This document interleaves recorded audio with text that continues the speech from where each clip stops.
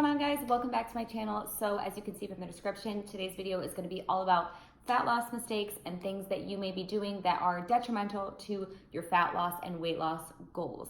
These are things that I see all the time that unfortunately really hinder people's progress and can really hold them back from losing weight, losing fat, or just, again, reaching any fitness goal that they might have. So before we get started with this video, please don't forget to give it a thumbs up and subscribe. It helps support my channel so much. And without further ado, let's get into the first mistake that people are making. So the first mistake I see all of the time is that people are under eating. So whether your goal is fat loss, or even if you are trying to build muscle or get toned, or whatever your goal is, if you are not eating enough food and fueling your body, especially when you're working out, you are never, ever going to reach a goal that you have physically. And a lot of people associate less calories with less weight, and oh, if I just don't eat today, then I'll look skinnier tomorrow. And that's just not how it works. I mean, you might lose a few pounds if you've ever gotten sick and you don't eat for a few days or whatever, but it's not long-term, it's not sustainable, and not to mention it is horrible and puts such a toll on your body, on your hormones, everything. It's never a good idea to undereat, and like I said, it also just doesn't even help with the physical goals in the long run anyways. Oftentimes people think that their goal is only to lose fat, like they don't want to put on muscle, they're not trying to bulk up or anything like that. But if you are trying to tone, or you are trying to, again, lose fat, you do want to have a little bit of muscle, because muscle is what gives you that toned look. Toned is really just having muscle definition with low body fat percentage. So if you are trying to lose fat, you do want to build some muscle, because not only will it help you achieve the look you're going for, but building muscle actually helps you to burn fat. So the more muscle you have just as a person, the more you are able to burn calories throughout the day. And muscle is just super important, and it's also just important for our overall health as well. So if you've ever heard the term skinny fat before, or you've seen someone that you might consider skinny fat, where, you know, they're thin, like they're definitely not overweight, but they just kind of look blah, or maybe you feel like that, or you just feel like, you know, I'm not overweight, I'm not fat, but I feel like I look thin with clothes on, but I have some flub or whatever. That's just simply lack of muscle. So when people say they don't want to gain muscle, usually it's just because they don't understand what that muscle is going to do for them. So just because your goal is to put on muscle doesn't mean you're going to get bulky or huge or masculine looking. Muscle is a great thing to have no matter what your fitness goals are. So the reason I'm saying all of this is because when you are under eating, you are basically depleting your muscle. So you definitely need to eat, you need to fuel your body, and never ever stop eating until you're actually full. Do not restrict yourself from food. Do not restrict yourself from calories. I guess unless you're competing or doing a bodybuilding competition, which that's a whole nother topic of conversation as far as health goes. But yes, super important. Make sure you are not under eating and fueling your body until you are full. The second mistake that I see people doing all the time, it's all over Instagram. A lot of bikini competitors will post these things, and that is consuming a lot of diet foods. So foods that are labeled diet, low sugar, low fat, fat-free, anything like that. You really want to watch for those foods, especially foods that say sugar-free or low sugar, because usually those foods are just replaced with artificial sweeteners, such as Splenda, which is also sucralose, same thing, aspartame. Those artificial sweeteners, without getting on the topic of health, and like your insides and everything, artificial sweeteners are addictive, and they not only get you addicted to more artificial sweeteners, but they actually get you addicted to sweets in general. So they might make you crave actual sweets, actual sugar, therefore just making it more difficult to kind of stay away from those things that are maybe hindering your progress in the first place. So artificial sweeteners and diet products are, in my opinion, just never a good route to go. I mean, everything in moderation is totally fine, but my rule of thumb is really just eating whole, nutrient-dense foods as much as possible, sticking to the perimeter of the grocery store, which is just, again, all whole foods and produce, fruits, vegetables, nuts and seeds, eggs, meats, all of that. That is the best way to eat, in my opinion, because you're eating real, raw foods that were meant for us to eat, not full of chemicals and additives. Because if something is labeled diet or fat-free or whatever, it's basically just being replaced with some kind of chemical to make it fat-free or sugar-free. So you want to really be careful with diet products. There's something that I typically try to stay away from as much as possible. every now and again, I'll have like a protein bar that says sugar-free or something like that if I'm like traveling and I'm really short on protein that day. But yes, I just always recommend really sticking to whole foods, nutrient-dense foods, and just fueling your body and not worrying about the fat that you get from avocado or the natural sugar that you're getting from maple syrup. Those are things that actually benefit your health and are not going to make you overweight, especially in moderation, just like anything else. So stay away from diet foods and just stick to whole, healthy foods. So the third mistake I see is too much cardio and not enough resistance training. And this kind of goes back to the whole people not wanting to build muscle or thinking that their goal is to just lose fat and they don't want to build any muscle. So when you do excess cardio, that's also going to contribute to the skinny fat that I was talking about earlier. You are not going to build any muscle by doing cardio unless you're doing sprints or some type of high intensity interval training cardio. That's great, but doing like a steady state, jogging or elliptical or stair stepper or any of those things for 30, 45, an hour, 4, 5, 6, 7 days a week, it's going to deplete your muscle. It's going to it's really not going to do you any favors. And I'm not saying that cardio is bad. Doing a little bit of cardio a couple times a week is definitely great for your heart health, and it's great. But doing solely cardio, thinking that I'm just going to burn a bunch of calories, it is totally not your best bet when you are trying to burn fat. I always recommend mixing in weight training, resistance training, and high intensity interval training. I personally, the only cardio I do is sprints. So I will get on the treadmill for 10, 15 minutes and I will do sprint intervals.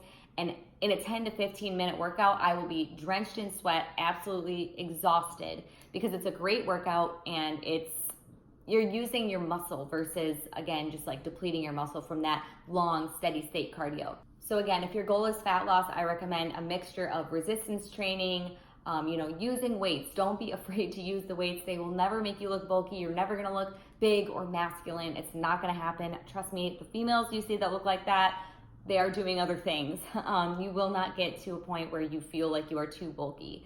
So don't be afraid of weights. Really do resistance training. Throw in some high intensity interval circuits. Stuff like that is great, but don't feel like you have to get on the treadmill or stair stepper 5, 6 days a week for an hour at a time.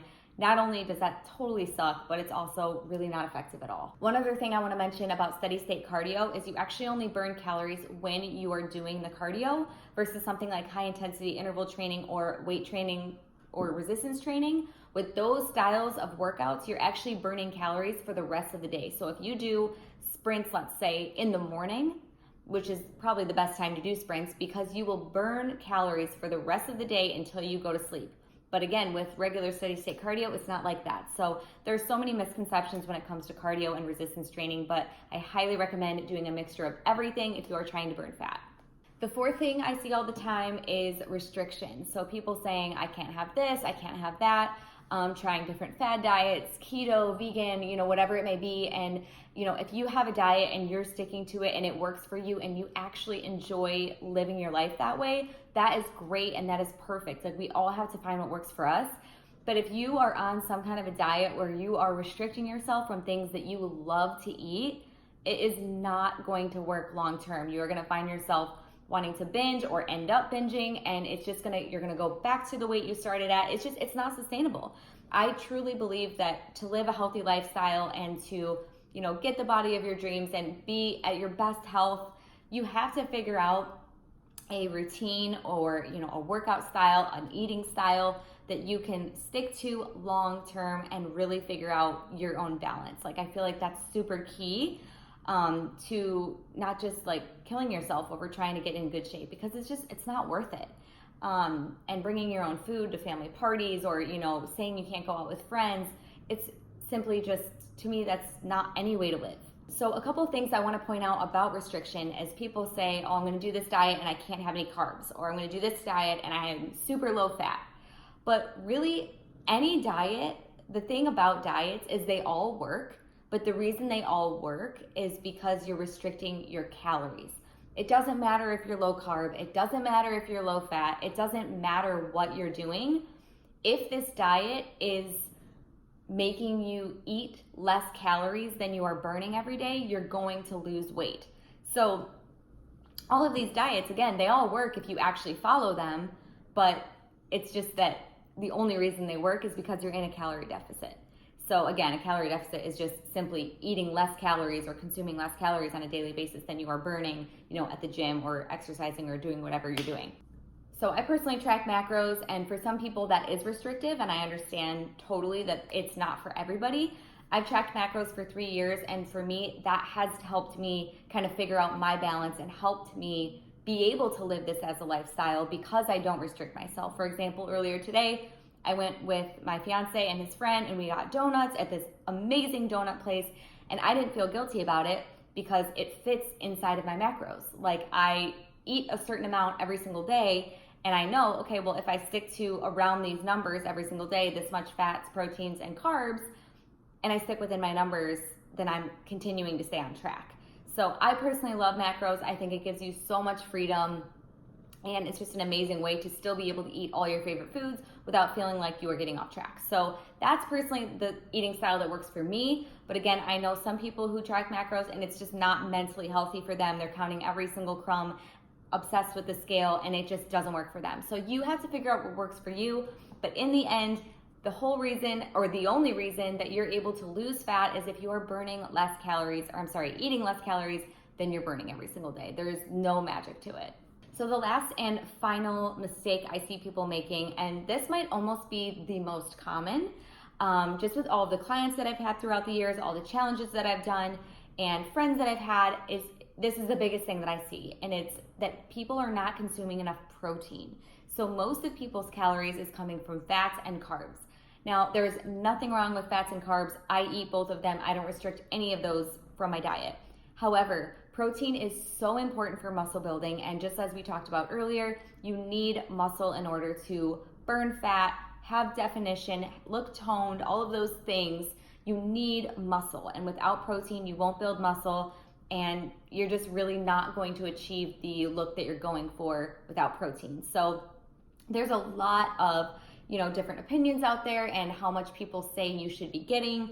I say, don't make yourself crazy over it. If you are to the point where it's 11 o'clock at night and you're like, oh, I still need more protein, but I'm full, like, don't stuff your face. Like, again, this should be a lifestyle, and I don't know, there's so much more to life than hitting all of your numbers and everything like that. However, I do say, as a general rule, you want to try to get 0.75 to 1 gram of protein per pound of body weight.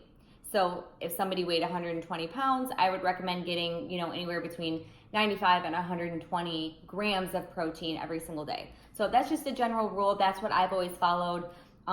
In the last couple of months or so, I have gotten a lot looser on tracking my macros.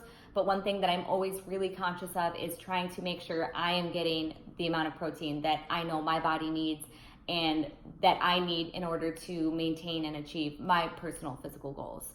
So protein is so important. I seriously cannot stress that enough. So make sure you're getting enough protein in your diet. Don't be afraid to eat. Fuel your body with good food. And all of these tips are going to help you so much. So if you are doing any of these, please stop now because they will not do you any favors. I hope you guys enjoyed this video. Hopefully you learned at least 1 or 2 things and took some things out that you can implement in order to achieve your goals. So in the description below, I will have my 12 weeks to totally transform guide, which is an amazing workout guide. The results from this program have just blown my mind. It's probably the best workout program I've ever created. It's the most proud I've ever been of a program. And it's 12 weeks of every type of workout that I do, everything I've done to kind of get where I am in my fitness journey. There's tons of tips in there and there's video demos. It's a great program. So if you are looking for workouts or you just need a little bit more structure at the gym, definitely check that out below. But other than that, if you guys have any other questions, please feel free to leave them in the comments and I will get back to you. Thanks again for watching, and I'll see you guys in the next video.